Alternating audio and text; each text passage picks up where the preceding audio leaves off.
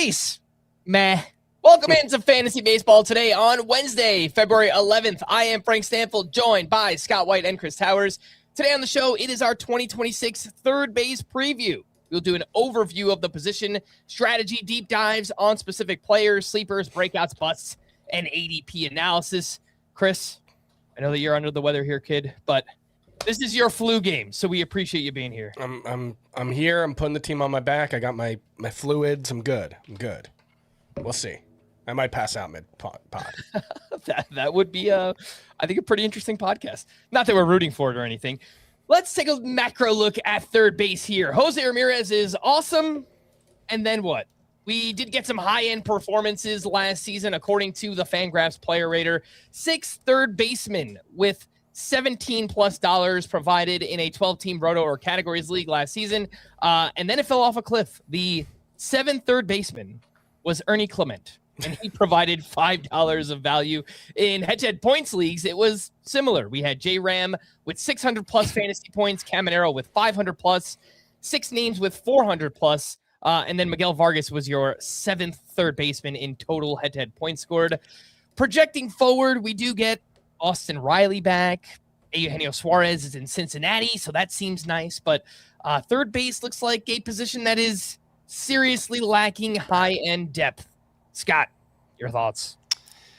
This is the priority position on draft day. This is the one that you're most likely to get cornered out of and regret not making an investment sooner. It's one that just in the limited amount of drafting I've done so far, I've come to realize, it's worth stretching a little bit to get a player that I actually feel good about. Because, you say it's light on high-end options.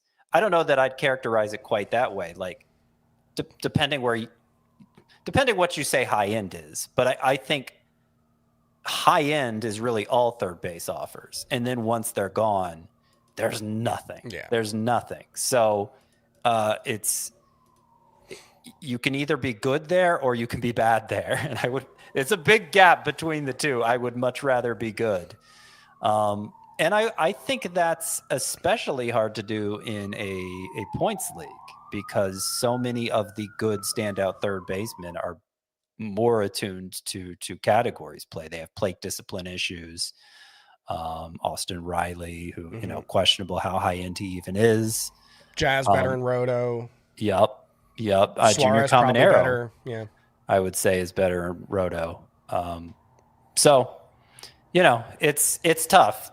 But it's because it's tough that makes it worth paying up for. Like this is kind of going to be the position I game plan around.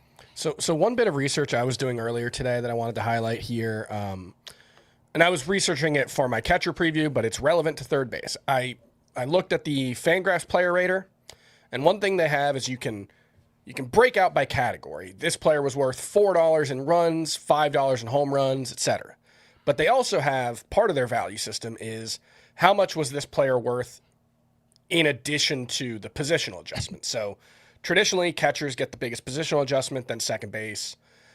If you strip out the positional adjustment for every player, you just take what they did, their raw production. There were 6 third basemen in the top 100 hitters. There were, I think, 9 or 11 catchers in the top 100. There were more, and that's just taking their production at face value, not giving them the bump for being a catcher. That's pretty bad. That's a bad sign for third base. It was the top 6. Jose Ramirez, Junior Caminero, Eugenio Suarez, Manny Machado, Jazz Chisholm, and Maikel Garcia. They were all top 45 hitters. Ernie Clement was the next best, as Frank mentioned. He was the 107th hitter. It was so feast or famine last season. Now that's, Alex Bregman was better, than that. He just missed a lot of time. I think Matt Chapman missed a little bit of time. Riley missed time. Yeah. Like Ramirez missed this Mark time. J was good when he played. Yeah. But he missed a lot of time too. But even then, it's look, catchers miss time too. So it's last year is not going to be the same, but third base is, I think, once you account for everything, third base is probably the weakest position in fantasy this year. And I usually include a section on the bottom, prospects of note. Third base, not really much there. I mean, did any make your top 100? My top 100, Jacob Reimer is in my top 100. There will be some that moved to like Colt Emerson, Aiden Miller, like maybe they moved to third some base. Of the shortstops. They're like basically 2/3 of all infield prospects are shortstops. So you have to imagine some of those are going to wind up at third base in the long run. But having done those off-season by position prospect rankings for at least a dozen years at this point, I can't recall a time an infield positions prospect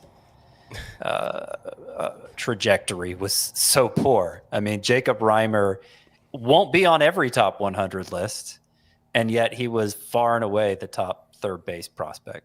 Yeah. Just look, if you're just going by what they played most in the minors last year. You have 23 shortstops in your top 100. You have 2 third basemen. Who's the other one?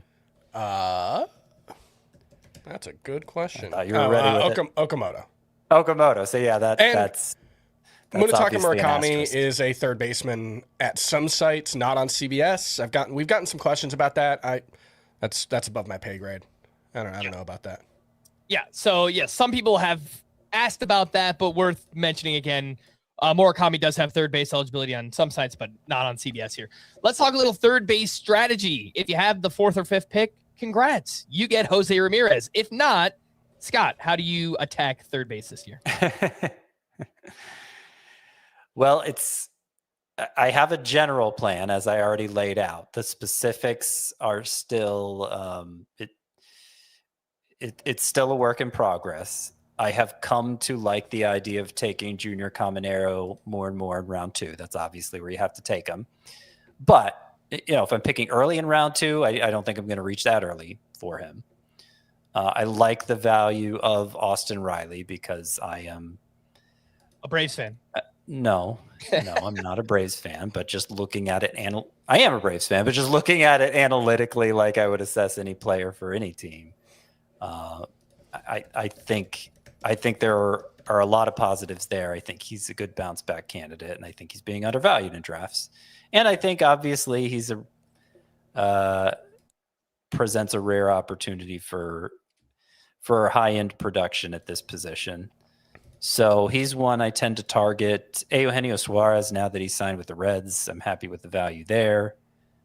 I used to fall back on Isaac Paredes. Like, he was probably my prime target because, he missed the time with the hamstring injury last year. But before that, it worked out exactly like I hoped it would. He was basically Alex Bregman in Houston. Like, the last couple years Alex Bregman spent in Houston, I'm not talking about the MVP caliber seasons he had earlier, but Alex Bregman's last couple years in Houston, Isaac Paredes with those extreme pull tendencies at that park with the short porch and left.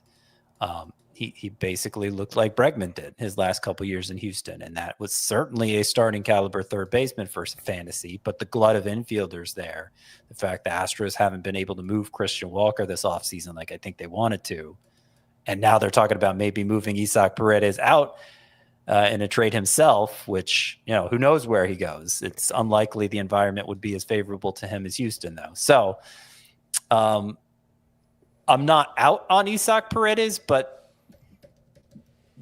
we need to reach a decision point soon with him because, it's at least uncomfortable drafting him right now, not knowing what his immediate future is. And one of the locations that would have been a nice landing spot for Isaac Paredes, the Boston Red Sox, they traded for Caleb Durbin. So it does not seem like that trade will be happening. Chris, do you have an intentional strategy at third base? I think I'd prefer to follow Scott and be a little more aggressive on the position, but look, you can't guarantee that. Like, how many third basemen do you actually feel really comfortable starting? I guess that's kind of a semantic question because it depends on how you define really comfortable, but probably 7 for me. Yeah, I don't really know what to make of Jordan Westburg at this point. I'm obviously a little wary of Alex Bregman. Isaac Paredes is so like it might just be 7 that I feel good about starting, and even then, it's not hard to poke holes in Eugenio Suarez. You know, he is 35 years old. It's a very extremely volatile skill set. I think I'm a little less optimistic about Riley. I think there are some cracks in the armor showing up, but I would include him in that group of confident starters. But still, that leaves roughly half your league where you may not have a third baseman you feel confident in. So I do think, you know, pushing up Manny Machado, pushing up Junior Caminero, Austin Riley, any of these guys, I think does make sense. Yeah. Yeah, I actually really like Maikel Garcia, but even him, and this is something I'm usually not comfortable doing, is buying a player coming off that career year. But every time I dive in, I really like everything I see in the underlying data, but you've got to use a 6th-round pick on Garcia. So it is a pretty big price tag for someone who's only done it 1 year. So I do realize that if I miss out on him, I'm kind of open to Eugenio Suarez. I think in a few early drafts I've done so far, the ultimate fallback, I keep winding up with Matt Chapman. It's not a sexy pick, but I think it's like a high floor guy and battling injury last year, but when he played, he was still pretty good. So it's not great, but those are some of the names that I've been winding up with early on here. You know who's probably my ultimate fallback option, and I know we're going to get into the individual players here soon, but I need to get him more on the tip of my tongue. I need to get him more on the tip of my tongue because I love him, and he might be the savior of this position. Let's say it all on 3. Let's say it. 1, 2, 3. Akamoto. I just said the last name. See, it's not on the tip of my tongue. You're never going to get there because we got the first name first. Kazuma Okamoto. Yep. That's the guy.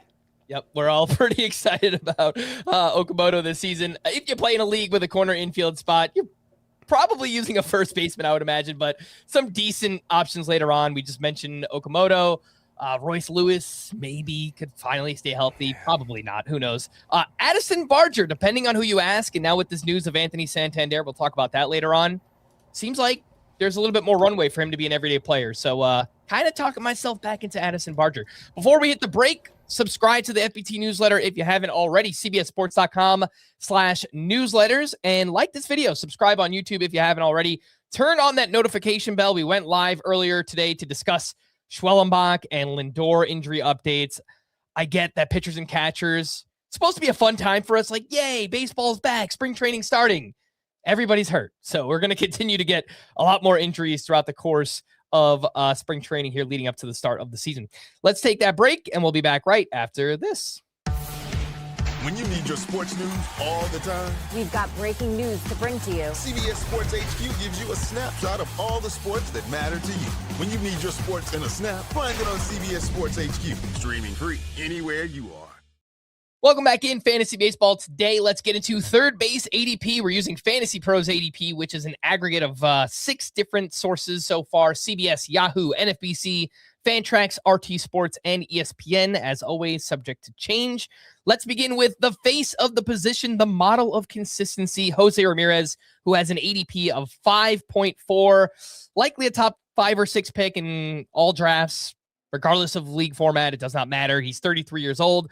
He's getting up there, but he's still performing at an elite level. One of the most consistent players in fantasy, has finished as a top 6 overall player in 4 of the past 5 years, has gone 30-40 in back-to-back seasons, 44 steals last year, a career high for Jose Ramirez.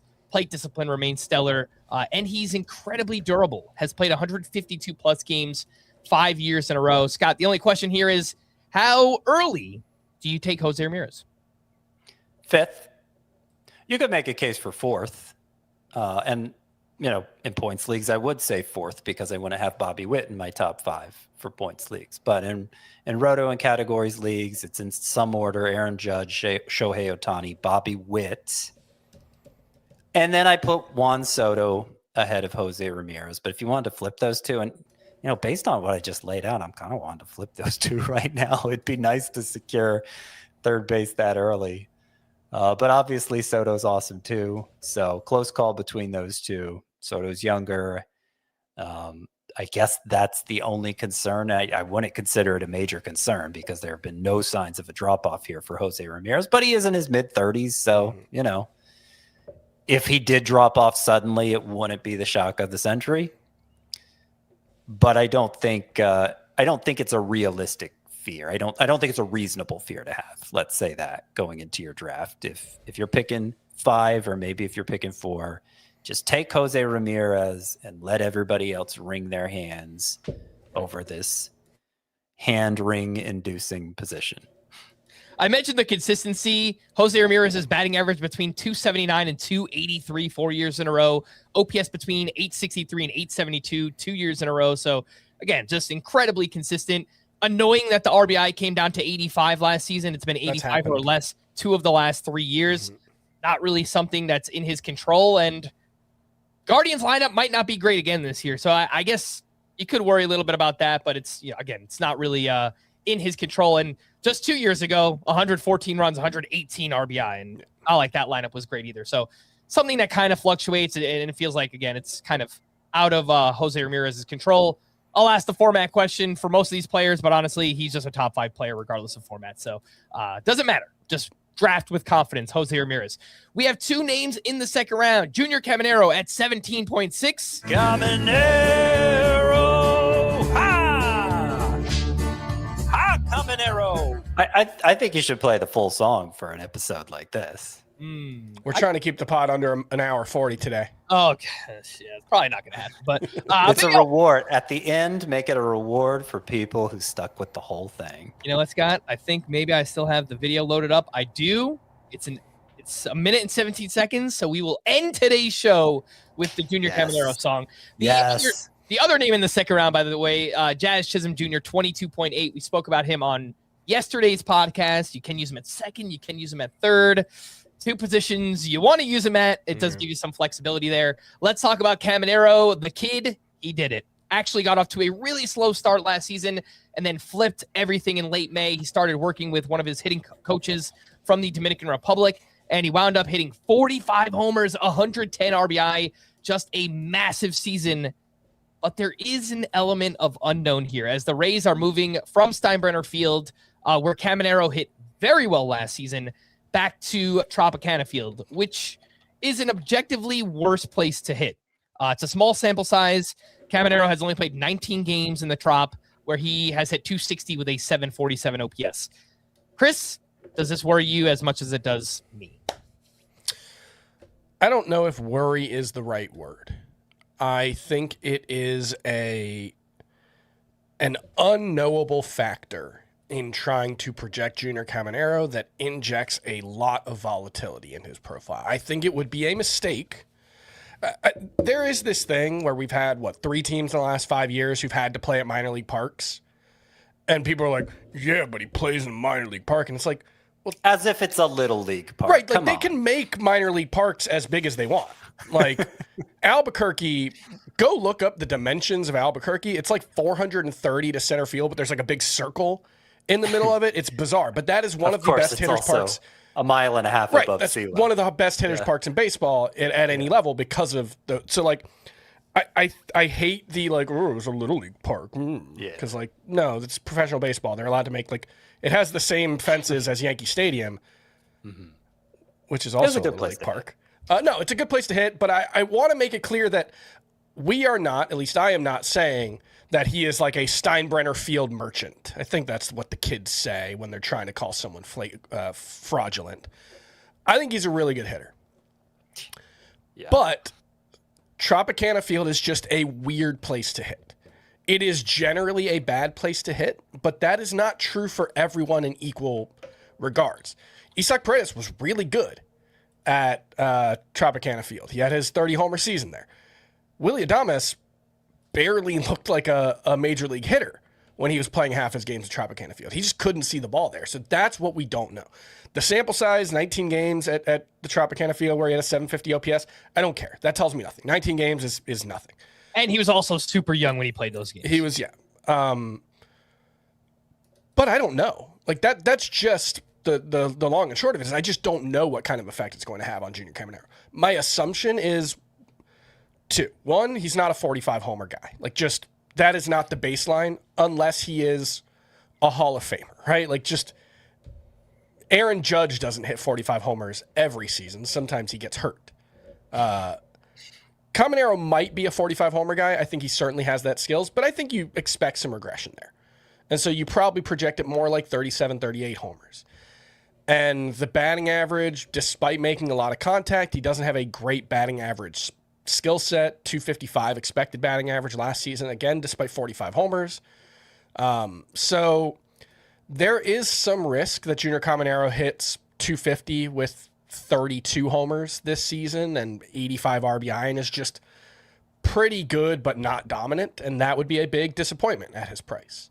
So I don't necessarily think I'm going to draft a ton of Junior Caminero at his price, but I think it's perfectly fine if you want to. I think this thing is overblown. I got to be honest. I don't want to get sucked into it because sometimes I get sucked into the narrative when it becomes so commonplace. This happened with Robert Suarez last year. I was holding out, Robert Suarez. Okay, yeah, he's not totally bankable. There are reasons for concern here, but people were writing him off completely as the Padres closer. And I thought it was ridiculous. No, but not that anybody's writing Caminero off completely, but it's the same thing. Like, it's just, okay, this was at a prospect at the very top of the rankings, if not number one, then number 2 or number 3, who impacted the ball as hard as any minor leaguer. And he comes up as a 21-year-old, hits 45 home runs. I think wasn't he like the youngest player to hit that many, or in the something like that. He did something historic. His power output was historic for his age.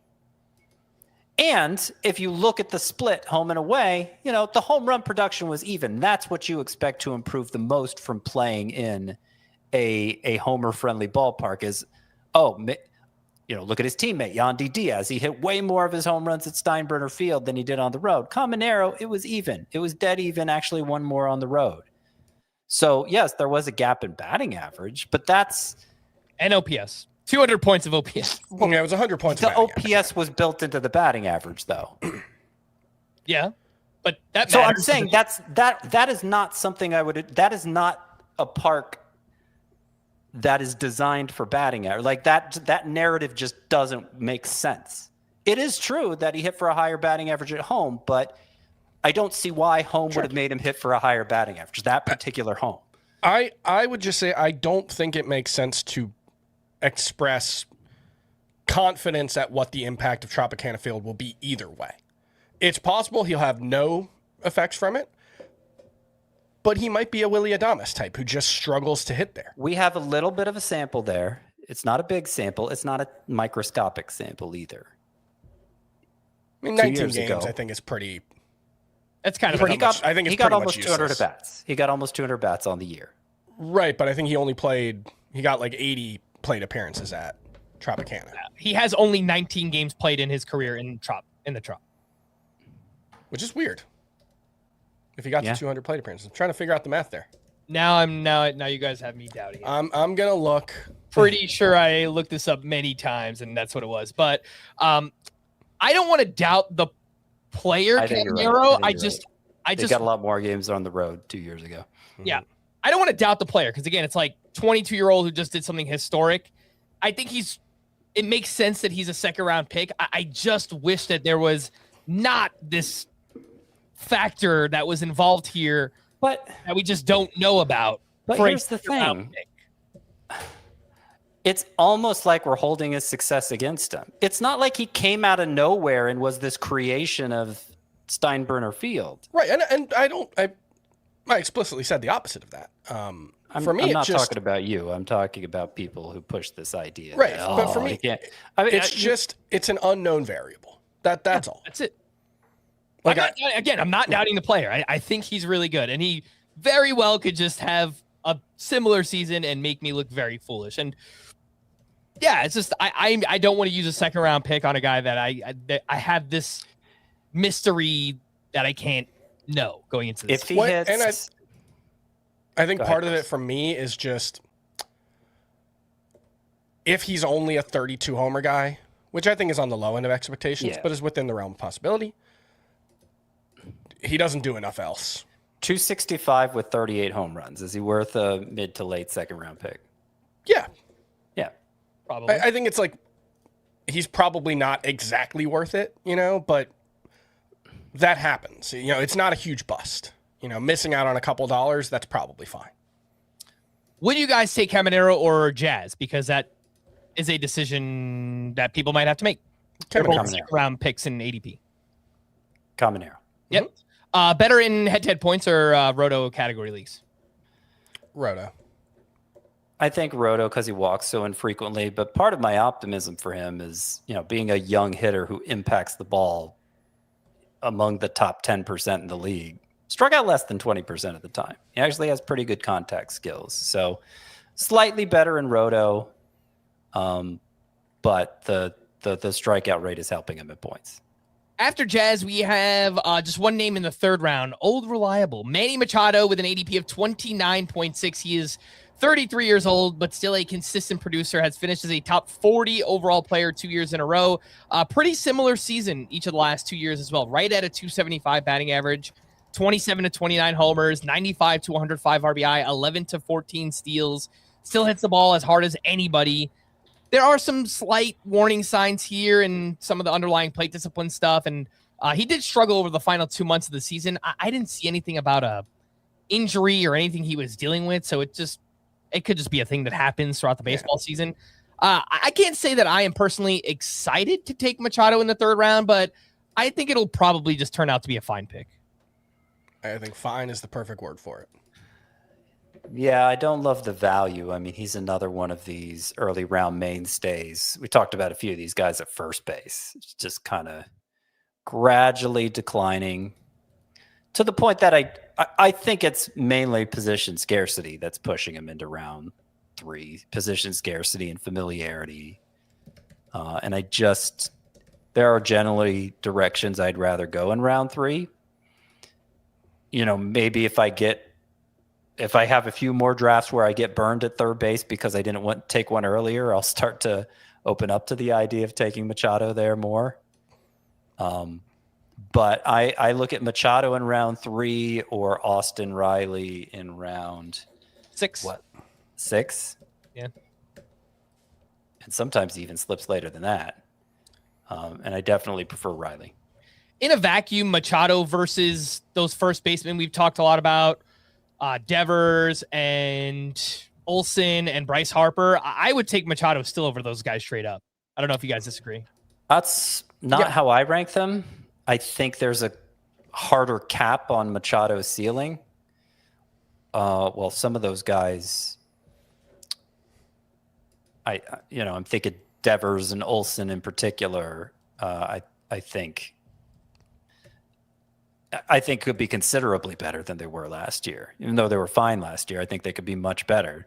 They've shown it in the not too distant past. Well, I don't think Machado has much chance of recapturing that. So I would prefer those guys in a vacuum, but with the added context of position scarcity, it gets closer. Yeah. Format for Machado, better in categories or head-to-head points? I think this one's close.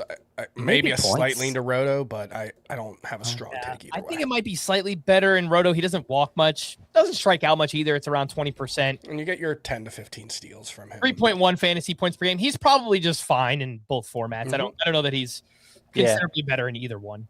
After Machado, you have two names in the 6th round range of a 12-team league. Austin Riley with an ADP of 66 and Maikel Garcia at 72.8. So Austin Riley, I think, kind of a confusing evaluation here. He has had 2 down years in a row. Both have been cut short by injury. Last year, he underwent core surgery in August, expected to be fully ready for spring training and the start of the season. He still hits the ball as hard as anyone in what should be a great Braves lineup if we can keep these guys on the field.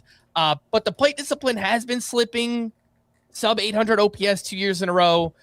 So we need him to prove that he can stay healthy and get back to the hitter that he was back in 2023. We just haven't seen that lately. So, Scott, I think I know your answer, but do you take a shot on Riley in the 6th round of ADP? Yeah, I have him ranked ahead of consensus. NFBC, he's going like a round later than this. So particularly in that format, we're seeing his value suppressed. We're seeing widespread skepticism over him. It is 2 bad years in a row, but his 2024 was similar to Julio Rodriguez's 2024. Mm-hmm. And that if you just look at the final stat line, it's like, oh, this was a misstep for this guy. But it's a player that generally starts slow and heats up mid-season. And because it was cut off early by injury, it didn't get a chance for the numbers to fully normalize. But you look at Austin Riley's final, let me see if I can find the right. Okay, final 57 games, let's use that, of 2024 before he got injured then. 292 batting average, 16 homers, 942 OPS. Which would be harder to, maybe just endpoint, arbitrary endpoints. You're cherry picking the stats there.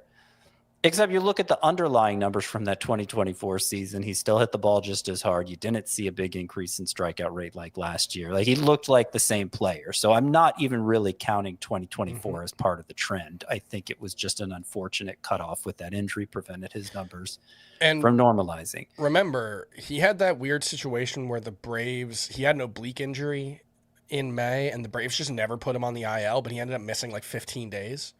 Was that in 2024 or was this 2024? It was May of 2024. Oblique injuries are very difficult to come back from. We have no idea how serious that one was, but it was serious enough to cost him 2 weeks of action. So it's reasonable to think there were some lingering effects. I would be more on board. Like, I was totally on board with that. Give Austin Riley a mulligan for last year.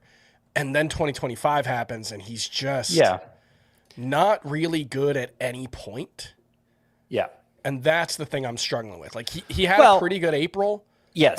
831 OPS, but even that was like a 31% strikeout rate where he somehow ran a 308 batting average. So it's like, even that's kind of a little fluky.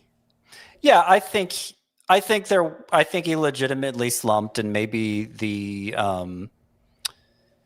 particularly as you get later into the year and the numbers get worse and worse, that injury that eventually ended up sidelining him for the year may have been a contributing factor. But he is a problem, particularly he is a player who, particularly if you look back early in his career, he had a problem with swinging at the wrong pitches, and he got better at it. And maybe last year, different hitting coach for the first time in his career, he fell back into some bad habits, but he still impacted the ball very well. He still had a major injury that kind of turned things upside down on him. If the strikeout rate remains close to 30% like it was last year, okay, that's going to be a problem, but we don't have a big sample of that, and we have a much bigger sample of him being a 25% strikeout guy. And considering he's 28 years old, I don't think there's a lot of decline happening here. So I remain optimistic. Obviously time will tell. If he's striking out a ton in April, maybe that's going to look like a miss right away. I don't know. We could watch in spring training, see how he's doing in terms of making contact. But I think if you're keying in on that strikeout rate, that one little misstep last year as the reason to say Austin Riley is declining early here, premature decline, not going to be the same anymore, I think that's making too much of too little. It's the bottom line. I lean towards wanting to buy back in on the bounce back here and just kind of doing that blindly with, I guess, a lot of the Braves this season. It's also the lowest we've been able to draft Austin Riley since 2021. Like, his ADP the past couple of years is consistently in the second round. Now we're getting him in the sixth round, and rightfully so for all the reasons that we just talked about. But again, it's like, would we really be that surprised if Austin Riley is a second or third round pick again next year? Like, no, probably not. But there's a little sliver of doubt of whether or not he's still that hitter we saw back in 2023. For Austin Riley, the format much better in categories just because the plate discipline is not great, right? Yes. Yeah, big difference there for him. Let's talk about Maikel Garcia, one of the biggest breakouts last season. His preseason ADP was 223. He finished 61st overall in categories leagues. He was the 5th best third baseman in total head-to-head points. He improved dramatically as a hitter. He always hit the ball hard. He dropped the ground ball rate last year, increased the pulled air rate. He has strong plate discipline. He's entering his age 26 season. And on top of that, they're pulling the walls in Kauffman Stadium, which we've talked about a lot this offseason. So, Chris, I mentioned this earlier. I don't usually like buying off of the career year, but I really like a lot of the underlying data here. I think there's a chance he could even take another step forward. Are you buying Maikel Garcia? I think the changes to the ballpark help overcome what I would probably project to be a little bit of regression here, because he did, one, just had the career best year by far. I mean, he had an 800 OPS coming off a 613 OPS the previous year.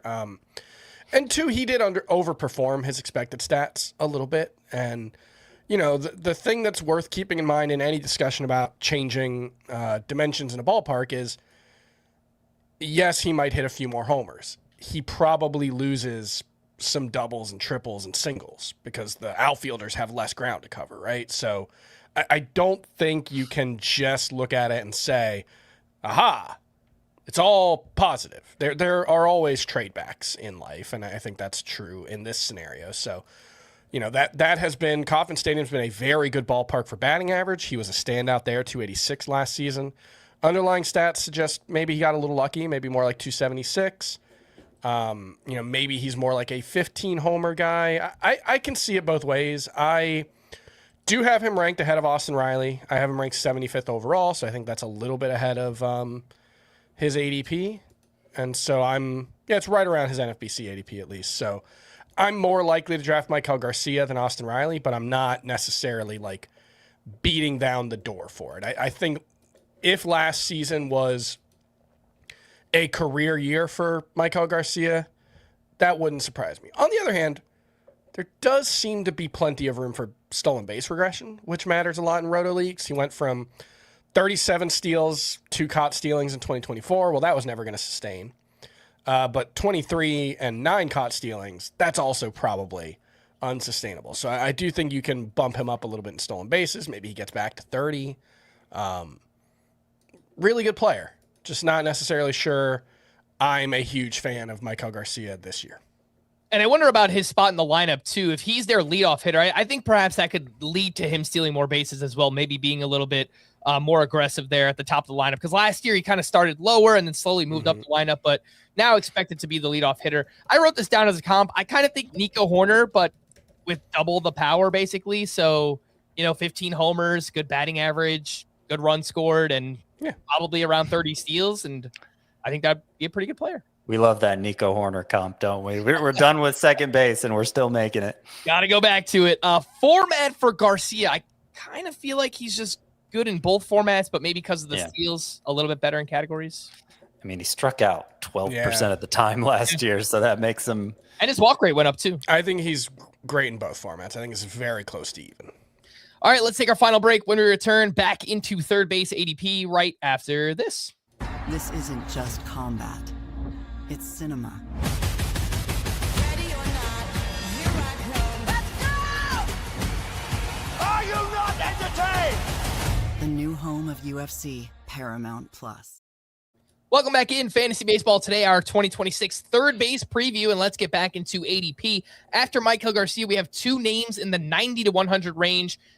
Alex Bregman with an ADP of 90 and Eugenio Suarez with an ADP of 98. So I will preface this. Bregman, his Fantasy Pros ADP is 90. His NFBC ADP in February is 113. I think that might be more reflective of what you should expect from Bregman in most drafts. I think he's probably going to be just outside the top 100 picks. Signed a 5-year deal with the Cubs this offseason. I will pull up his spray chart, which is over Wrigley Field for those watching here on YouTube. And this is another confusing one. Yes, we would have liked Bregman more if he remained in Boston with Fenway. Yes, we saw another pull-heavy hitter in Isaac Paredes fail while playing in Wrigley Field. But as you can see, the spray chart, if you're watching, Bregman is more pull happy to left center field. Paredes is pull happy right down the left field line. So I think that hurt Paredes a lot more than it will for Bregman. And Bregman has actually talked about this too in interviews, talking about playing in Wrigley Field. Last year he had 18 home runs. StatCast said it would have been 19 if he played all of his games in Wrigley. Now we can't really factor in wind and all those things. So yes, I'm sure that those will knock down some home runs as well. With all that said, Scott, what do you think about Bregman on the Cubs? Is he worth a pick around 100? I mean, I'm a little annoyed that it was widely understood that Alex Bregman, being the sort of player the sort of power hitter who doesn't actually impact the ball that well, if he ever wound up in a venue that where you couldn't count on his power playing fully to its pull side, that it would kind of mess him up. And he goes to one of the worst venues for a player with that profile. And everyone's just like, he'll probably be fine. I don't know. I don't buy it. I think it's a downgrade, but maybe we have overstated it in the past. Well, people seem to bristle when I make the Isaac Paredes comparison because, Alex Bregman's in a different league from Isaac Paredes. But and yes, Paredes is the most extreme form of this kind of hitter that we're talking about. But Paredes with the Cubs hit .223 with 3 homers and a .633 OPS in 52 games. Like, it wouldn't take the bottom falling that far out for Bregman for him to be a bust in fantasy. So I think using Isaac Paredes as an example of the effect that this specific venue change can have on a player is illustrative, even though it's obviously to a greater extreme than it's going to impact Bregman. But Bregman has the same issue. I understand expected home runs by ballpark. It still kind of liked him at Wrigley Field last year. It said he would have been okay. But from my research there, expected home runs by ballpark really struggles to model Wrigley Field, not only because of the wind effects. It's more affected by wind by any other ballpark. And in recent years, the wind has hurt hitters much, much more than it's helped hitters. So there's that aspect, but also just the way the park is laid out with the fences going way out in the corners. That makes it difficult to model too, because it just doesn't fit the usual ballpark convention in terms of layout. So it misses a lot. It misses a lot. And I think it's missing it with Bregman. I think unless there's a change of approach here for Bregman, he makes himself into more of a line drive hitter. I think a lot of those fly balls that turn into home runs in Houston and maybe went over the green monster or banged off it in Boston, I think they're going to become outs here. So I am envisioning not the bottom completely falling out like it did for Paredes, but I'm envisioning something like a .240 batting average and 17 home runs if Bregman stays healthy. That is not worth a pick around 100. That's what I'm saying. That's why I have him as a bust. I would take the over on that. And I think it is worth getting into like the specifics about the layout of Wrigley Field relative to other ballparks, because it's 355 down the left field line, which is incredibly deep. That is 40 feet deeper than Tropicana Field. Yeah. It's actually very short in left center.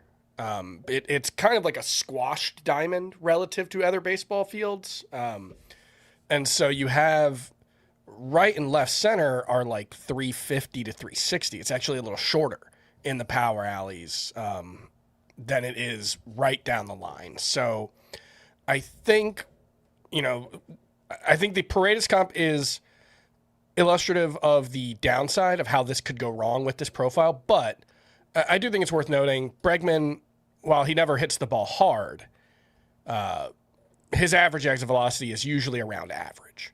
Isaac Paredes is usually in the bottom 15 percentile or worse in quality of contact. So I think, Bregman's more average-ish pop. Paredes is legitimately bottom of the barrel quality of contact. And he's the guy who's doing the magic trick to make it all work. Bregman does it a little bit, and we've certainly seen the 45 homer season doing it a lot there. I think he outperformed his home runs by 14 that season.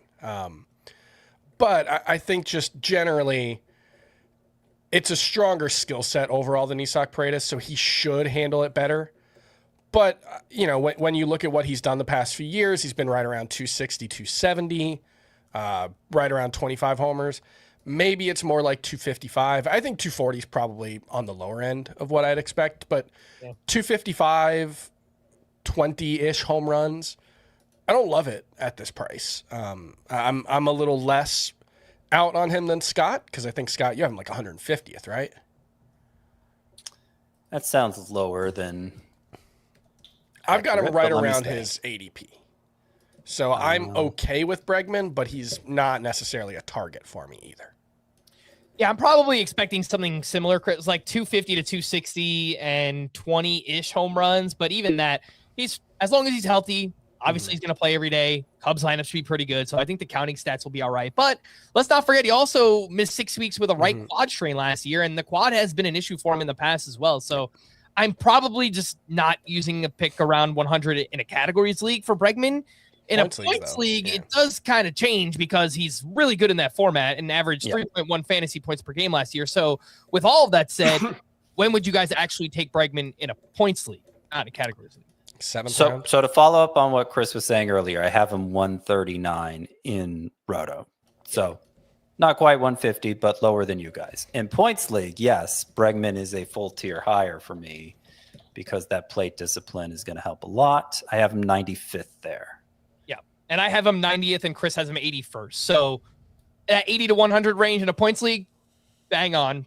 Totally fine with that if you want to go with if you want to take Bregman at that point in that format. Let's talk about Eugenio Suarez, now 34 years old, has finished as a top 45 overall player 2 years in a row. He finished with 49 home runs last year, but it was a tale of two seasons. He was awesome in Arizona, 106 games there, 36 homers, 897 OPS.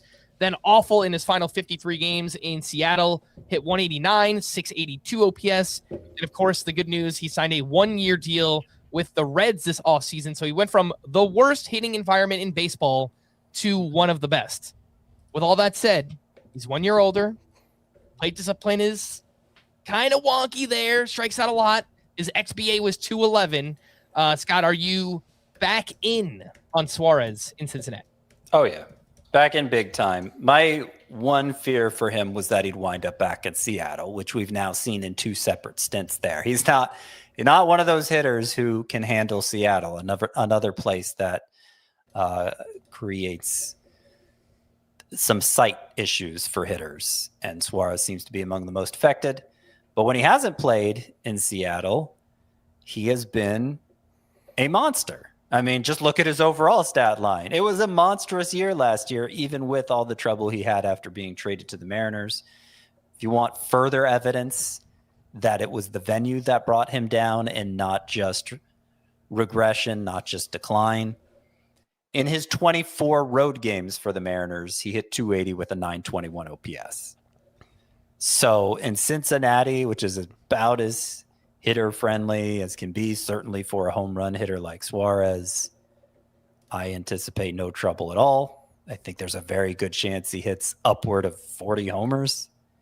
And I am flabbergasted that his ADP has hardly budged on NFBC in the week since he signed with the Reds, because a lot of times any free agent's value suppressed just because he doesn't have a team yet.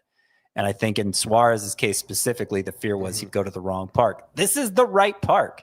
I think, over the last week since he signed, it's about 110 where he's going. 103 in the month of February. I have him 50 spots higher than that. I mean, I don't really get what the hesitation is. To me, I like Riley a little more, but only a little more. I think it's a similar skill set, and obviously Suarez we've seen do it more recently. I would say Suarez is probably one of the 5 hitters most likely to hit 45 homers this season. I don't know, Judge and Ohtani, and I don't know who else is on that Schwarber. list, but sure, I think Suarez is on that list. Of the 5 or whatever number you want to put there, he has by far the highest likelihood of just not being useful for fantasy. Just because he's going to be 35, it's an inherently volatile skill set. We have seen, even in Cincinnati, pretty bad versions of Eugenio Suarez. Remember his last year in Cincinnati, I think people kind of just assumed he was done. He hit 198 with 31 homers, only 150 combined runs and RBI. You know what's funny about this is we've reversed roles here. Because back when he was in Seattle, actually, the end of his first stint there, you were pro Suarez, I was anti Suarez, and I was saying, look at the numbers in Cincinnati. He wasn't good there at the end either. Well, yeah, but I'm just pointing that out to say I think there's a wide range of outcomes. I'm not saying I think that's likely to happen again, that he hits 200, but there aren't a lot of players, I think, with as wide a range of outcomes as Eugenio Suarez, just because he's so whiff prone. He is so bought into selling out for power at this point in his career, and in a way that I think has it reflects some loss of skill set. Obviously, he's still been a great player the past 2 seasons, but I think he's had to cheat a little bit for it. You see it with his numbers against fastballs have gotten worse over the past couple of seasons as well. So I like him. I don't think I have him, Scott, it sounds like you have him like 60th. I have him about 80th. So I'm a little lower on him and Riley. They're 2 spots apart, but I think they're very similar. That being said, if Eugenio Suarez is there with the 90th pick, I'll take him every time, especially if I need power.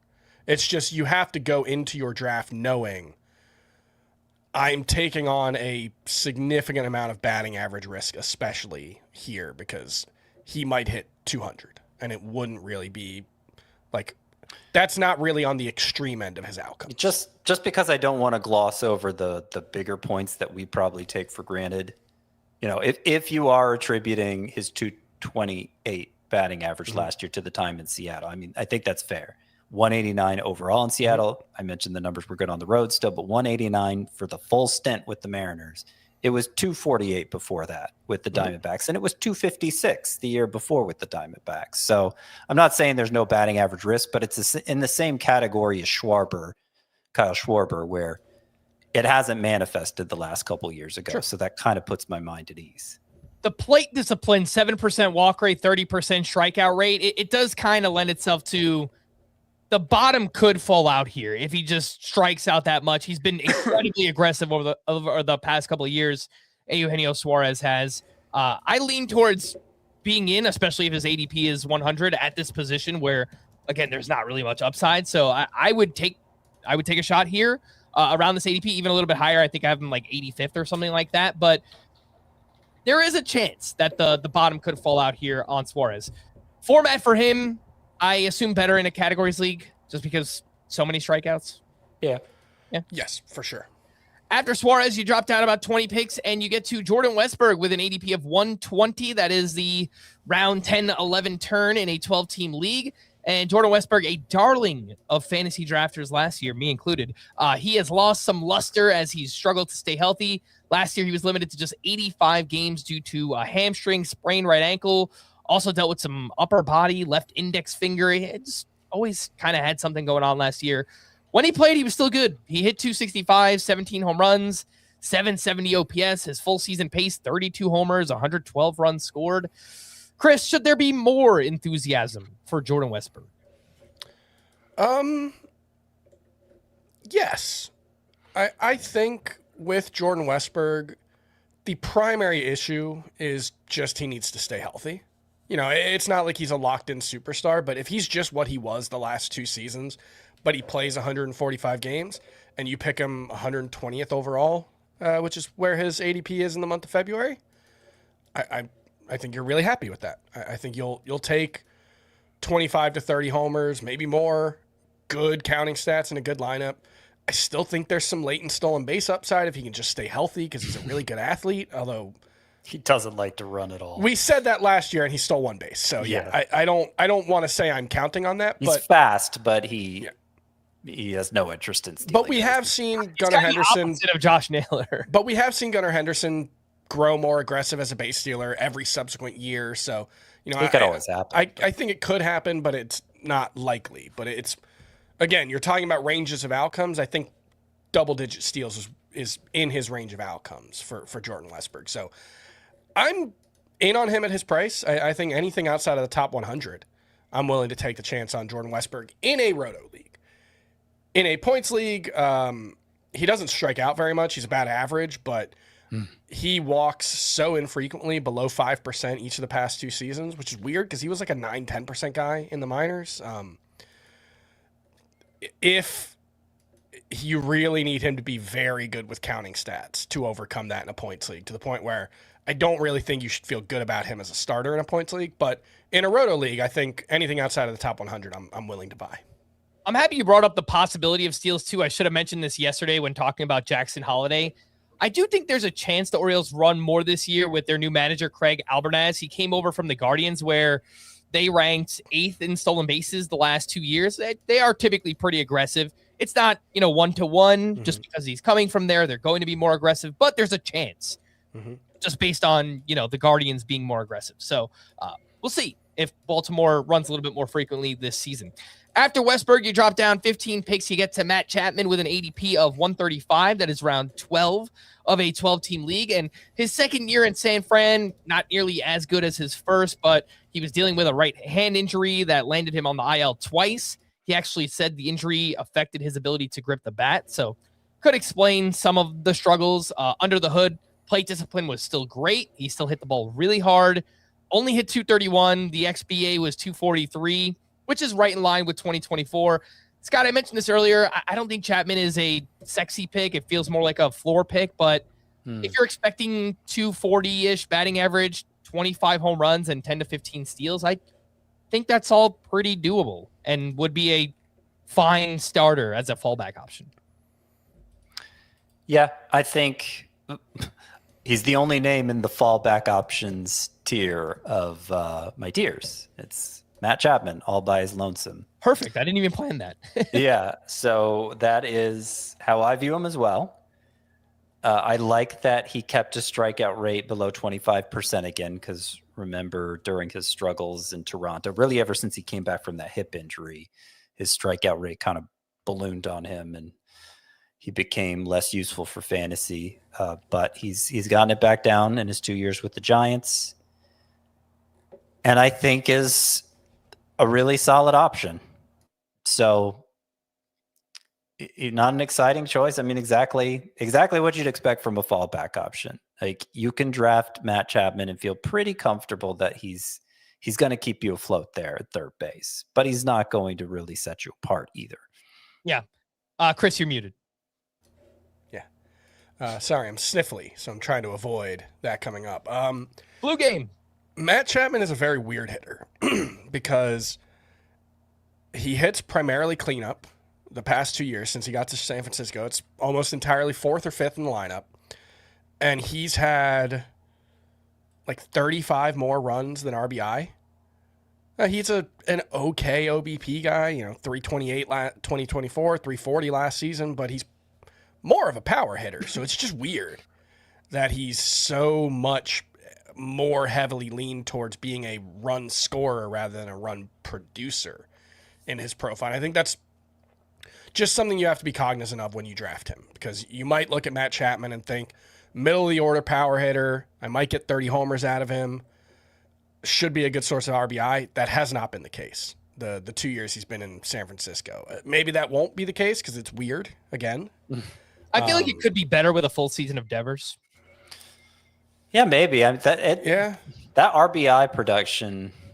He was really bad with runners in scoring position last year, but he was really good in 2024. So even that doesn't necessarily explain. In 2024, he had 78 RBI versus 98 runs.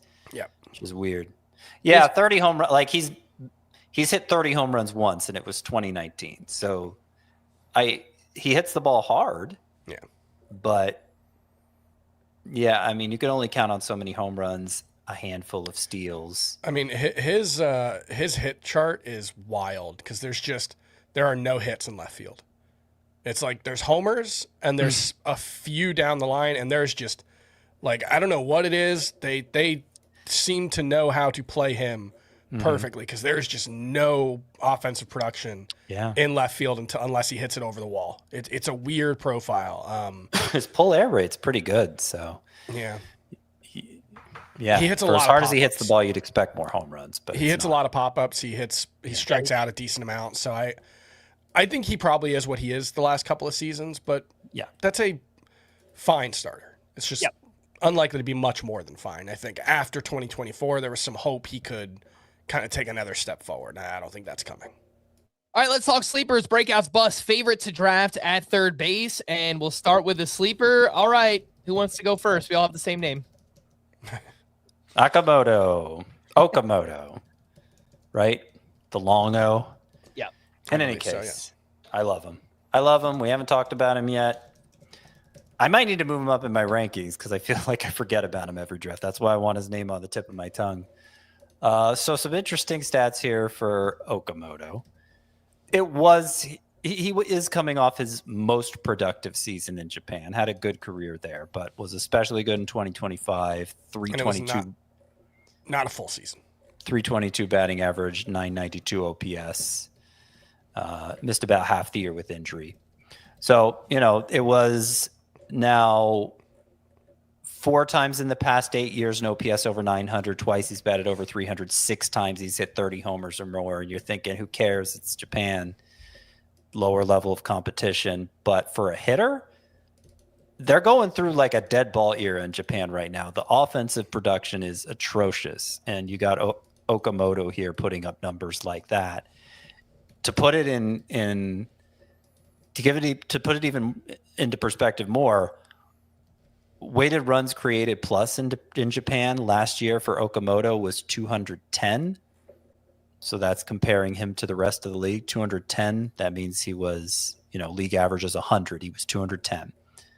The major league leader last year was Aaron Judge at 204, and nobody else was above 172. That was Ohtani at 172. So Okamoto was that much of an outlier in the league context of Japan last year.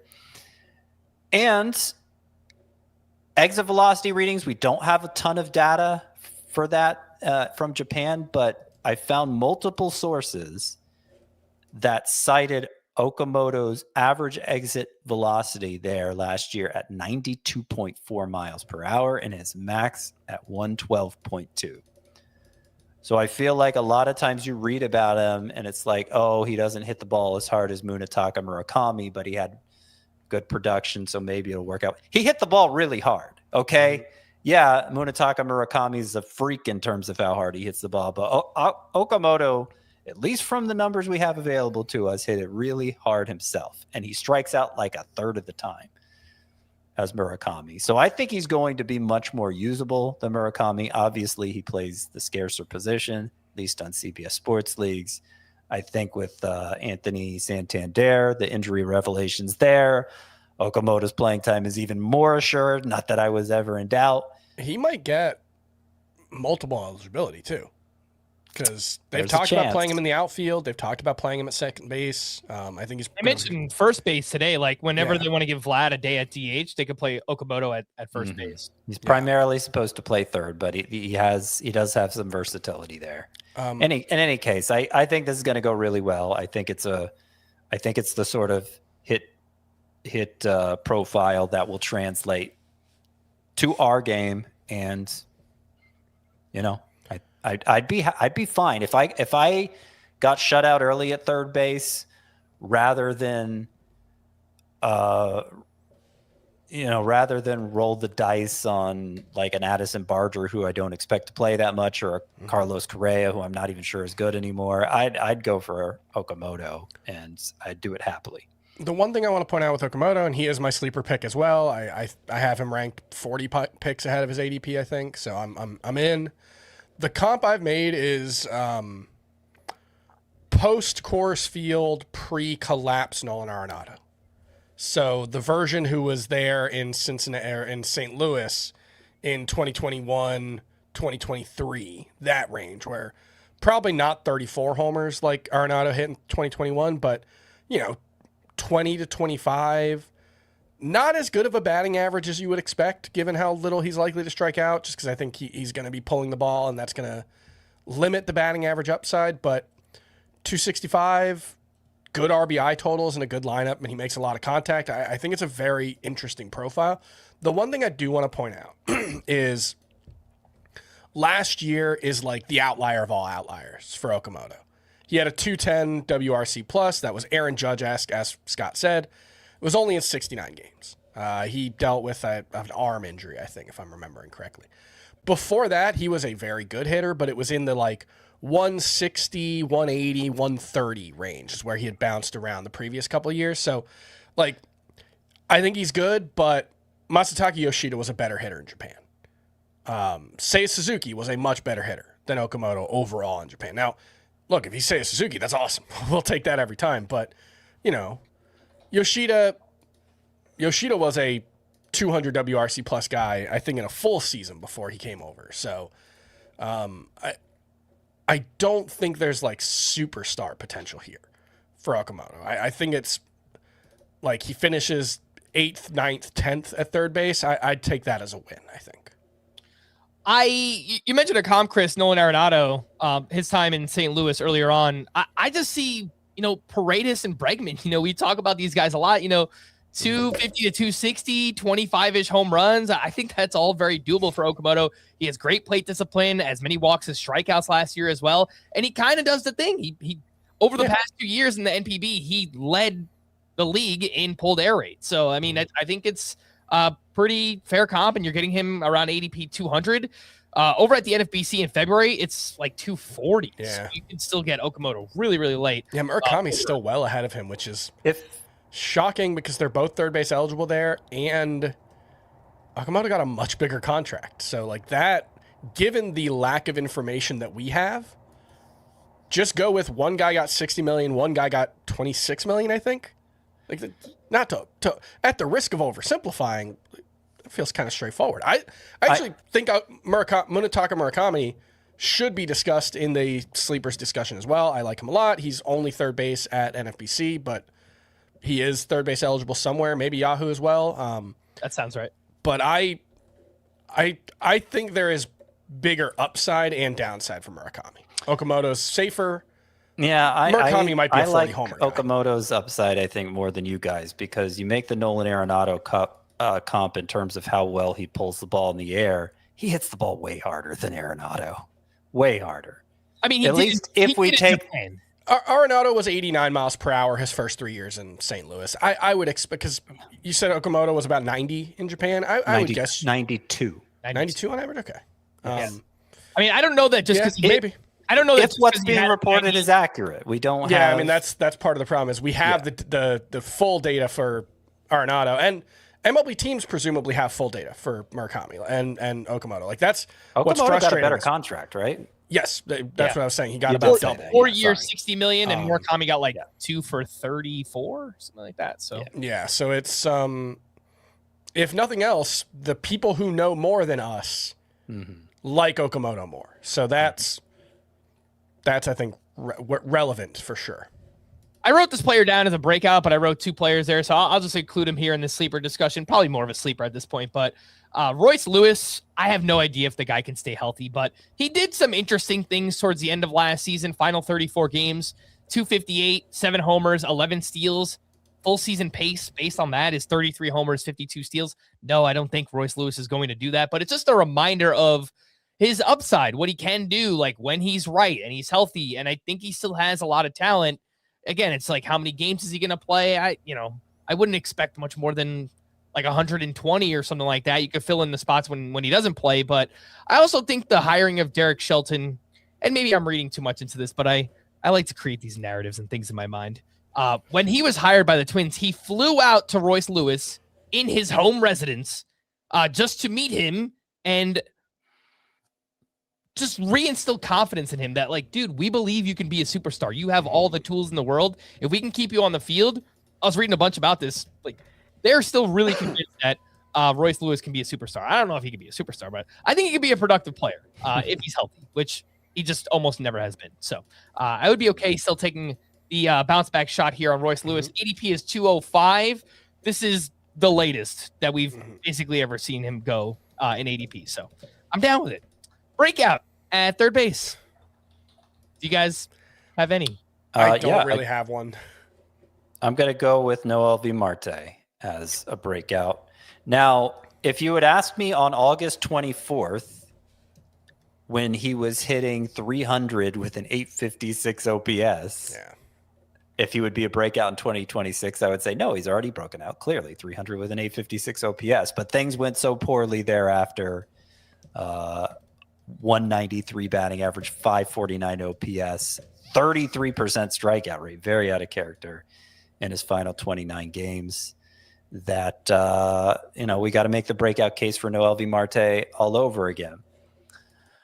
And obviously that's working against the breakout case. The last we saw him, it was a miserable month he had. But I think what he showed over the full extent of 2025, with all the good times he had as well, is that the PED suspension in 2024 doesn't tell the whole story here. It's not like his initial first impression in 2023, which was also very impressive, was PED fueled, and he's never going to matter. He showed us a lot of good things last year as well, including hitting a ball as hard as 116.7 miles per hour, a mark topped by only 13 hitters. So Noel V. Marte has big boy power. He is a fast runner and pretty good at base stealing. I think certainly playing in Cincinnati, if he continues to get full-time at-bats, stays healthy, 25 homer, 15 steal season is a fairly conservative estimate. I don't think that's the full extent of Marte's upside, but it wouldn't at all shock me if he got there this year. The strikeout rate, if the season had ended in late August, it was only 18.8%. So it was very good. It blew up in September. We'll see in terms of batting average where it ends up, if that's going to remain an issue for Marte or not. But that's the only reason he's still affordable. That bad finish that makes him a question mark again is the only reason we can talk about Marte in this context. Yes, it makes him a question mark, but also it makes him affordable. So at this weak position, are you willing to gamble on it at cost? I prefer Okamoto, so I think Marte's going earlier on average, but in theory, in a vacuum, I do think the breakout chances for Marte this year are pretty good. The ADP for Marte, 147.8. And again, that's like 50 picks ahead of where Okamoto is going right now. By the way, with Marte, has outfield eligibility as well, is expected to play outfield for the Reds, but still has that third base eligibility based on where he played last year. Another breakout candidate here for me is Addison Barger, who performed well last year. He hit 243, 21 homers in 135 games. He definitely struggled to the end of the season. I totally get that, but he turned it back on in the playoffs where he hit 367 with 3 homers and OPS over 1,000. It was like a 19-game sample, so it's not much, but, struggled, bounced back in the postseason. And I think, he could turn out to be a streaky player. I could see that as part of his profile, but he hits the ball really hard. It's a solid barrel rate. I think still an okay Blue Jays lineup, but we got the news earlier today that Anthony Santander is going to miss 5 to 6 months. He needs shoulder surgery. And I think that makes it a little bit more likely, at least, that Barger is an everyday player. Now, he hasn't been good against lefties, but getting him on the field more would be good for his counting stats and things like that. So not a guarantee that will happen, but I think the chance is at least there for Addison Barger. And so I kind of like him. Chris, any breakout here? No, I feel like kind of a jerk because I think I lean more bust on both of your candidates for breakout. Especially if Barger's price rises from here, I think it makes him an easier breakout call. His price now just inside the top 200, fine, whatever, I don't care. That's cheap enough that it's unlikely to matter, but he had this stretch where he was just absolutely hammering the ball. It was like 93, 94 mile per hour average exit velocities. That completely disappeared as the season went on. He was Let me pull up the month by month. I think he was down closer to 90 the final 2 months of the season. Yeah, the final 4 months, actually. So June 91, July 94, August 88, September 90. And this is while being shielded from tough lefties. I don't love the plate discipline. The minor league track record really doesn't buy him as like a big power hitter. I think that Addison Barger is a case of a guy who just got hot for a couple of months, and I think he's a pretty fringe hitter overall. But look, you're going to have to take some players you don't love at third base just to fill out a lineup, right? Like, especially in a 15-team league. So I'm not pounding the table against any of those guys. If you're gun to my head, weird thing to do, but if you did, I'd probably say Jordan Westburg. Yeah, I mean, he's still young enough where he actually isn't that young, but if he just stays healthy, because that one's just stay healthy. Yeah. I totally hear what you're saying about Barger. It's just, and look, the postseason is such a small sample, but he was facing good pitchers in the postseason and he performed really well. So I like that fact that he kind of like bounced back and performed in the biggest spots there with Addison Barger. A bust at third base, Scott. I mean, it's Bregman, Alex Bregman, going to Chicago. I'm planting my flag in that one. If he ends up fine, don't at me. But if he doesn't, very much do. The Cubs fans are coming for you, Scott. Oh, they've already come. They've already come. Chris, a bust at third base. It's probably Noelvi Marte. I think he's okay at the price. I have him ranked a couple rounds lower than his price. I'm not going to be drafting him. And the thing is, I can see the theory behind really liking Noelvi Marte. Obviously, long-term, big prospect pedigree, all that stuff. We saw some upside last summer. We don't really have really any kind of sample size of him being like a truly impactful offensive player, even in the minors. And he was young and raw and all that stuff. He has an 822 minor league OPS. It's about, I want to say about 15 homers per 150 games, about 25 stolen bases. Look, if you get 15-25 out of him or 20-25, that's great. And I think that's reasonable. But I think Marte is definitely a very high variance player because I don't think he's likely to be very good defensively in the outfield. They do have some depth. I think we've seen it, that playing time could be an issue for Noelvi Marte. So I'm just a little out on the price, and I wish he hadn't had the huge September slump. That would make me feel a lot better about drafting him for sure. I don't have a great pick at busts for third base. Nobody's expensive. Probably not going to draft Caminero in the second round, but I don't think he's a bust. I think he's really talented. I'd probably lean Bregman just because it's an avoid for me, but he'll probably just be okay. Favorite third baseman to draft, all things included, skills, price, everything. A name, favorite third baseman. Austin Riley. Chris? Given how iffy I've been on everyone, I kind of think it's just Jose Ramirez. I just really like, even hope you get a top 5 pick. I said there's like, everybody's so cheap that it's hard to come up with a bust just because I think everybody's price is fairly reasonable, but it's also like, there's a reason everyone's price is reasonable. This is not a very good position, and I can find things to dislike about pretty much everyone pretty easily. So I think Jordan Westburg's fine. I think Suarez certainly at his price. If Eugenio Suarez remains like a 100th in ADP or thereabouts, then he's definitely going to be a big target for me. Name for me, it's going to be Maikel Garcia here, favorite third baseman draft, and then favorite third base corner infielder. I think we're all fighting over Okamoto. Let's see who gets him in the drafts we do. Back to third base ADP to finish out the show. We left off with Matt Chapman, and 12 picks after him, we get to Noelvi Marte, whose ADP is 148. That is round 13 of a 12-teamer, but you have heard both sides of the breakout and the bust argument for him. So we will keep things moving. After Marte, you drop down about 20 picks, and you get to Isaac Paredes, who has an ADP of 166. That is round 14. We briefly mentioned this earlier on in the show. He did exactly what we expected him to do last year. He hit 20 homers, 809 OPS in 102 games. Full season pace, 31 homers, 84 runs, 84 RBI.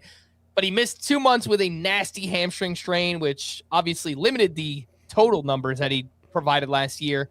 And we still just don't know how or where he's going to play every day. So it's just can figure itself out. There are lots of injury-prone players on the Astros. I get that. But right now, if everyone's healthy, he's kind of just a utility guy.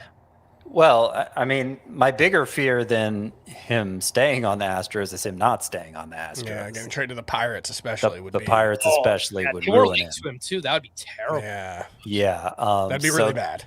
So they need a third baseman too. I was looking at it. They have Jared Triolo as their third baseman. I think I'm trying to look back through the headlines. He's played second base before, and I think there was a report this offseason that they might let him play there some. Yeah, they've talked about outfield and second base for him. Yeah, but I have also know they've said they don't want Altuve playing left field anymore. So how would that open up a spot for Paredes the third? You know, it's just his own hamstring injury ended up blocking him because they had to go get Carlos Correa, and that's what has led to this crowding in the infield. And I think their thought heading into the offseason was, we'll just trade Christian Walker, but they found no takers there, understandably. And they owe him a lot of money. So he's going to remain on the roster. How long will it take Paredes to just overtake him at first base, provided Paredes is still there? I can't answer that, but I think he's better. And I think the Astros know he's better, at least given where they play their home games. He's better for them, is Paredes. So, hopefully he can carve out enough time filling in at second, filling in at third, filling in at first, maybe occasional DH start or left field start, and be fine. And then maybe, Correa gets hurt or Walker falters or whatever, then opens up more regular playing time for Paredes. I think there's a very good chance he'll be fine, but there's obviously a lot of uncertainty right now, including the possibility of him getting traded. And that's why I can't answer when you asked who's your favorite third baseman to draft. A month ago when it still seemed like there was time to sort this out, I would have said Paredes because I feel like he's being undervalued again for how good he can be in Houston. But I get it now. It's a problem. There's a problem right now that I think will eventually be sorted out, but I don't know how. After Paredes, you have four names right next to each other in the 200 to 210 range of ADP.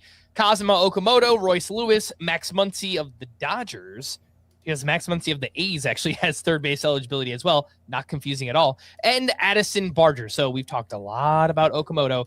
I talked about Royce Lewis. Do you guys have any thoughts on Royce Lewis? Scott, you are muted, sir. I'm over it, man. I wish there was ADP more. Outside 200, Yeah, I think the price is fine. I wish there was more. I wish there was more tangible to hang on to regarding the upside, because we're now 2 years removed from really seeing him play like an impact bat for as small as the stretches were, and the underlying data has never been all that impressive. So I think the fact that he started running late last season is an avenue to, it's kind of an insurance policy for him, where if he's just a 15 homer 250 guy, but let's say he steals 15 bases, which I think is the pace he was on last year, then you're not happy with it, but I guess as a cheap corner infielder, it's probably okay. And Royce Lewis needs a good insurance policy because that guy has been hurt a lot. Max Muncy with the Dodgers. He's now 35 years old, still performs well when he's on the field. Started off terribly last year, and then he got glasses, and everything changed. From that point forward, he hit 268 with a 406 on-base percentage, 19 homers, 63 RBI, 969 OPS in 72 games. 63 RBI in 72 games from that point forward. He was amazing. He's also awful against lefties, and he only started against two of them from July 5th on. So seems like a pretty strict platoon player. Scott, the skill set is perfect in a points league, but you also need that volume of someone that's going to play every day. So Max Muncy's kind of a weird one. Yeah, I think he's still a deserving starter in points leagues, especially given that a lot of the third base pool is not. A lot of the third base pool suffers in that format, and it's so good for Muncy. I think I remember reading that part of the reason he sat so much against lefties down the stretch is because they were trying to rest him anyway, coming back from the IL. Now, the numbers have trended down against lefties. He used to be really good against them, but he hasn't been in recent years. And so maybe they'll find an excuse to sit him against lefties anyway. But they got to have a good alternative against lefties, I think. Right now, it's just Alex Freeland, who didn't show much during his time in the majors. Miguel Rojas could play some, but, they also have Hai-Sung Kim at second base. So Muncy might end up playing more regularly than we think, and that in points leagues especially would be great news. It would make him, I think, a sleeper there. Roto, the batting average isn't going to be good. It's a harder fit for him. And then you add on top of it the playing time risk. I still think he's going to overperform his draft position. I think he's a bargain either way, but given his age, given the platoon risk, given the batting average issues, you understand why he's not being discussed like a starting caliber third baseman in fantasy. He's like kind of a little awkward, I think. Like, yeah, the skill set's better in points, but if they use him the way they did last year, Frank, you said 63 home runs in 72 games after he got glasses. 63 RBI. 63 RBI, sorry, in 72 games. 63 home runs would be a lot. 63 RBI in 72 games. Well, it was actually more like 63 RBI in like 100 or so games. That's just how many times he was out of the lineup. So that's the one thing you have to account for is if they use him the same way they did last year, and I think they will, because as we say about their pitchers all the time, it's about getting to October. That's the only thing they care about, getting everybody healthy for whatever their first playoff game is. And so if Max Muncy plays 70 games next season, but he's healthy in October, that's a win for the Dodgers. Yeah. He does profile as someone who would be better in a daily lineup league too. You could just get him in there whenever he plays. So something to consider there with Max Muncy. By the way, our consensus head-to-head points third base rankings, Muncy is ranked 11th, all three of our rankings combined. So he is a low-end starter in a 12-team head-to-head points league. Dropped down about 25 more picks, 3 names in that 235 to 250 range. We have Caleb Durbin, who was just traded to the Red Sox, Mark Vientos, and Alec Boehm. We spoke very briefly about Durbin yesterday. Is there anything else you guys would like to add? The expectation is he'll play second base for the Red Sox, but he also has third base eligibility.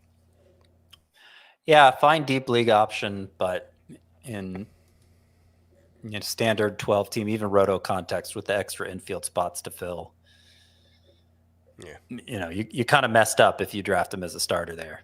Yeah. Mark Vientos had the huge 2024 and then took a step back last year, only hit 233 with 17 home runs.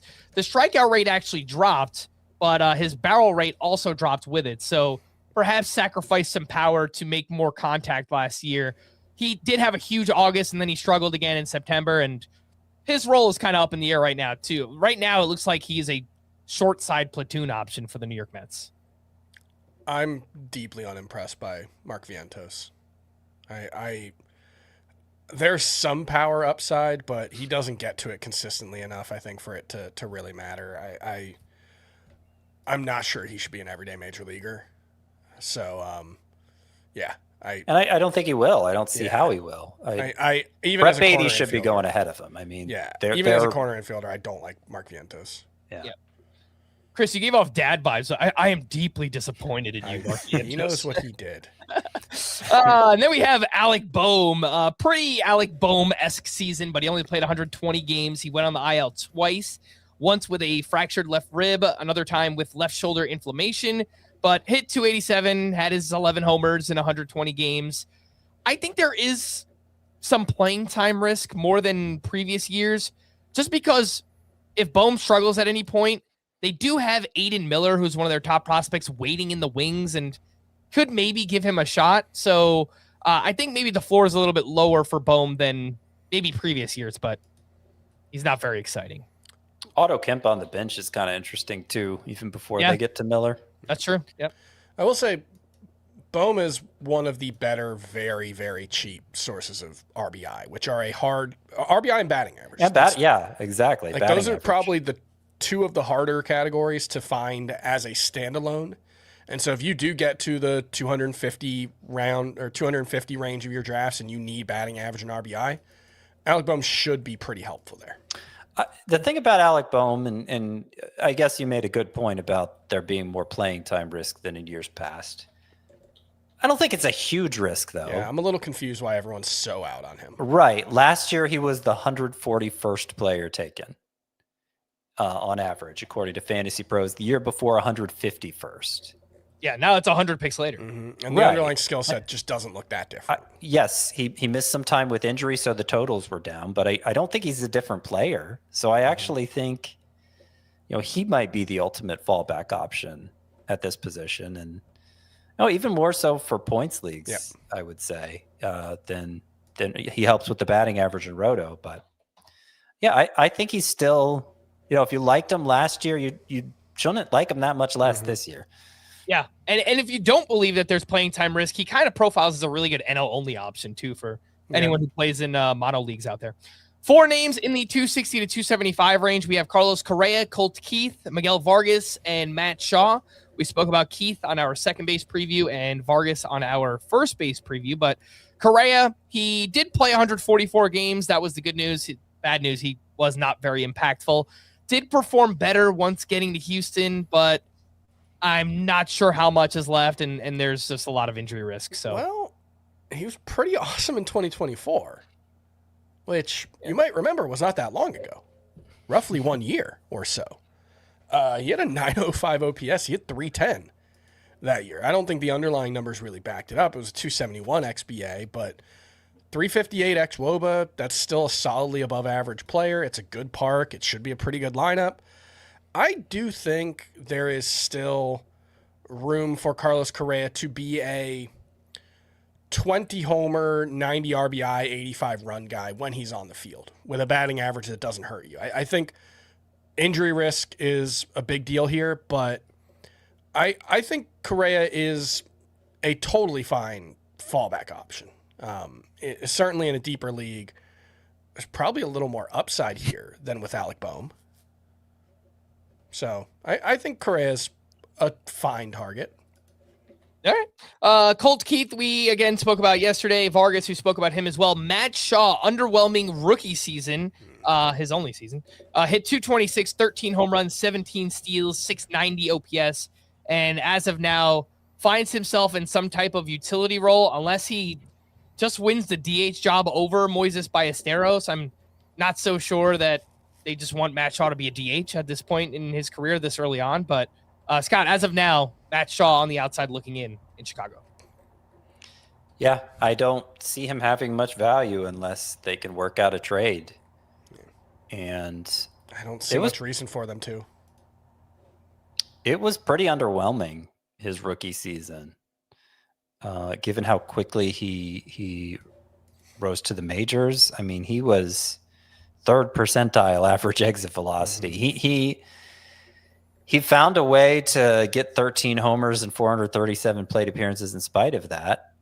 But I think he kind of suffers from the same problem at Wrigley Field that Isaac Paredes did. I mean, it's more comparable that batted ball profile Matt Shaw than Alex Bregman is to Isaac Paredes. And so Shaw would benefit from a trade. He's outside of NL only leagues. He's off my radar unless that happens or unless there's an injury ahead of him. He was pretty good in the second half. It's worth noting 11 homers and 205 plate appearances. Started to figure some stuff out, but there was also a piece in The Athletic maybe a month and a half ago talking about just his, I think the biggest thing was he tinkers with his swing and his setup a lot. And it is kind of a weird swing. The sense I got from the article, I can't remember who wrote it, but there was some maybe the coaching staff didn't love how much he tinkers with his swing. Yeah, I don't know. I just wish there was really anything to point to, that there were really no above average skills for Matt Shaw as a rookie, which is not a great place to build on, especially for a guy who probably will not play anywhere close to every day. Yeah, I don't want to bury the kid. He's still so young, but absolutely. He needs plate appearances, and I just don't know how that's going to happen without an injury right now with the Cubs. 3 names in the 275 to 300 range: Ernie Clement, Brett Beatty, Nolan Arenado. We spoke about Clement and Beatty on our second base preview. Arenado traded over to the D-backs this offseason. He's turning 35 in April and has looked pretty cooked here. Any very deep league interest in Nolan Arenado? It's a park upgrade. It's a lineup upgrade, but he looks completely done. I don't want to write it off entirely, but he dealt with a lot of injuries last year. Yeah. So, I mean, if you think he could stay healthy, but that's part of getting old. well, and to what end, right? Like we haven't gotten a useful season out of Nolan Arenado since he was 32. Yeah. Generally, players don't turn that around. It's possible, but George Springer. yeah. And look, maybe he locks back in as a, Isaac Paredes type who just pulls everything right over the left field fence. But I've seen no reason to give Nolan Arenado that benefit of the doubt anymore. Another one who feels like a solid NL only play just because he's going to play a lot. He's going to play every day. He's still a phenomenal defender. Yes. Yeah. So I know we talked about Brett Beatty in the second base one, and I voiced then that I wished there was more of an opportunity for him to play because I think he was on the verge of breaking out. He showed a lot of signs of it down the stretch last year. Well, just since then, it's come out that he is among the candidates for the right field job, that they're going to play Juan Soto in left. And I think everybody's presuming Carson Binge, the prospect, will be the favorite there. But I know some on the Mets beat are speculating that Brett Beatty is who the Mets are hoping wins the job. And, even if he doesn't, it's just another avenue for playing time. If they're open to playing Brett Beatty in right field, and it sounds like they very much are, in addition to him being a part-time DH with Vientos, there may be still an opportunity here. Final 2 months of 2025, Beatty hit .308 with 7 homers and an .866 OPS, and impacts the ball plenty hard enough. Yeah. Being a left-handed hitter presents challenges, but he's eligible at the 2 weakest infield positions. So I think he is still a quality sleeper and somebody who could gain a lot of value in spring training as it becomes clear what the Mets' plans are for him. Again, that was Brett Beatty that Scott was just talking about. 6 names in the 300 to 325 range: Willie Castro, Marcelo Meyer, Zach McKinstry, Brooks Lee, Josh Young, Ryan McMahon. We mentioned Castro and Brooks Lee on the second base preview. Marcelo Meyer, kind of some post-hype here. He's just going so late in drafts. He was one of the Red Sox top prospects entering last season, and we've heard his name for a long time now. And it looks like he is going to be the starter at third base. So he's going to get an opportunity. He's dealt with a lot of injuries, but, I mean, gosh, as late as he's going, I would not be surprised if he does at least a little bit of something this season. How sure are we that he's going to be the starter on third base? I know there were a lot of articles coming out today as players began reporting to spring training. Did you? I guess my retort would be, who else? Yeah, who else? Well, Maybe Durbin. But Durbin, because they have a lot of second base options. Well, what would they do at second base then? Like Romy Gonzalez or Romy Gonzalez, who is actually pretty impressive. I know he mashes against lefties. Yeah, I think he's just a lefty masher. Christian Campbell, Isaiah Kiner-Falefa. They said they want to use Campbell in the outfield. Yeah, They Campbell's did say only going to that. play the infield like off to the side in spring. They did say that, but if Marcelo Meyer's not getting it done this spring and Christian Campbell's mashing, I mean, the story could change pretty quickly there. Yeah, that's certainly a possibility. I mean, I think I would lean towards Meyer probably gets the first shot, but it's not a guarantee. Do you have any interest in Meyer? Not really. I mean, it's never a bad idea late in a deep draft to just, okay, this guy did nothing last year. Nobody's in on him anymore, but I know he was a top prospect not long ago. So I'll just, throw a buck at him, give him a shot, and maybe he just magically breaks through. I did that with Aaron Judge, that exact same thing in Tout Wars, however many years ago, heading into Aaron Judge's rookie season. Got him very late. Not even really as a big believer in Judge, and he had one of the best rookie seasons of all time. So and that's not the only example I can point to of that, where I was just like, I don't see anything here, but I know he's talented, and so the cost is low. Why not? And it works out. But that's really my only interest in Meyer, because I don't see a lot to get excited about just looking at his rookie performance. Zach McKinstry had a pretty nice season here with the Tigers, 12 homers, 19 steals. It was extremely front loaded. He crashed and burned in the second half. Had some injury stuff going on, but also feels like Kevin McGonigal is coming for that shortstop job sooner rather than later. So not much interest there in McKinstry. Chris, anything here with Josh Young or Ryan McMahon? It kind of feels like the last chance here for Josh Young. Yeah, and there are still reasons to think he could be a decent source of power, but certainly my expectations for Josh Young have taken a hit. The fact that he was actually able to stay on the field last year, but just was completely ineffective, is not a great sign. So, yeah, I think there's still some latent potential for Josh Young, but he's going to be 28 in one day. Tomorrow. Happy birthday, Josh. Nice. It doesn't give me a lot of confidence that, there's much upside left, unfortunately. Ryan McMahon, I will just mention he got to his usual 20 home runs, but his batting average dropped to 214, and he's no longer in Coors Field, obviously, now with the Yankees.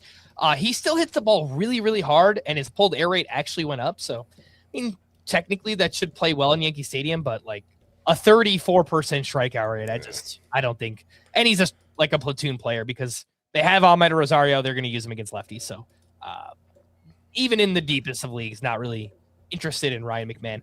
Post 350 ADP, some names here: Jordan Lawler, Connor Norby, Nolan Gorman, Jared Triolo, Brian Hayes, Brady House, Miguel Andujar, Yohan Moncada.